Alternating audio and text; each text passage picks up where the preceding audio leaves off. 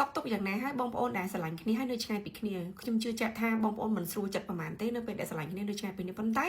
មានរឿងមួយដែលបងប្អូនត្រូវទៅប្រឈមមុខនោះគឺថាប្រសិនបើម្នាក់នោះគឺជាដៃគូពិតប្រាកដរបស់បងប្អូនហើយគាត់ពិតជាចង់រក្សាតំណែងនឹងមិនថានៅឆ្ងាយគ្នាប៉ុណ្ណាទេគាត់នឹងព្យាយាមគ្រប់បែបយ៉ាងដើម្បីរក្សាតំណែងមួយនោះបងប្អូនពីរអ្នកនៅឆ្ងាយពីគ្នាត្រូវការមនុស្សពីរអ្នកតស៊ូដូចគ្នា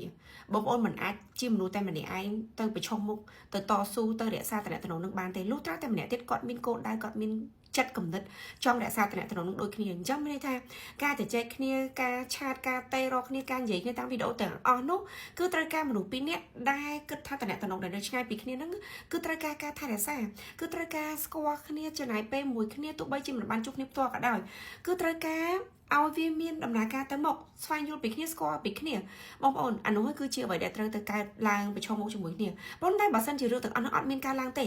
ម្នាក់ទៀតគឺគាត់មិនចង់ធ្វើរឿងទាំងអស់នោះទេតែបងប្អូនចាប់ផ្ដើមមានបទពិសោធន៍មួយថាតើបងប្អូនធ្វើអីខុសមែនឬក៏តើគួរបន្តទៅមុខទៀតបែបណាបងប្អូនចម្លើយគឺបងប្អូនដឹងហើយបន្តទៅបែបណាបើម្នាក់ទៀតមិនចង់ធ្វើរឿងទាំងអស់នោះផងហើយនៅឆ្ងាយពីគ្នាទៀតបើសិនជានៅផ្ទះជាមួយគ្នាតំណែងនៅចិត្តស្និទ្ធគ្នាអានោះប្រហែលជាអាចជជែកគ្នាលួងគ្នានិយាយគ្នាដើម្បីដោះស្រាយរកចំណុចមួយបានដោយប្រឈមមុខមួយគ្នាពីព្រោះឯនៅផ្ទះមួយគ្នាអត់អាចកិច្ចទៅណាបានទេប៉ុន្តែនេះគឺនៅឆ្ងាយពីគ្នាតើបងប្អូននឹងត្រូវធ្វើយ៉ាងណាបើសិនម្នាក់ទៀតមិនចង់មិនធ្វើរឿងទាំងអស់ហ្នឹងទេ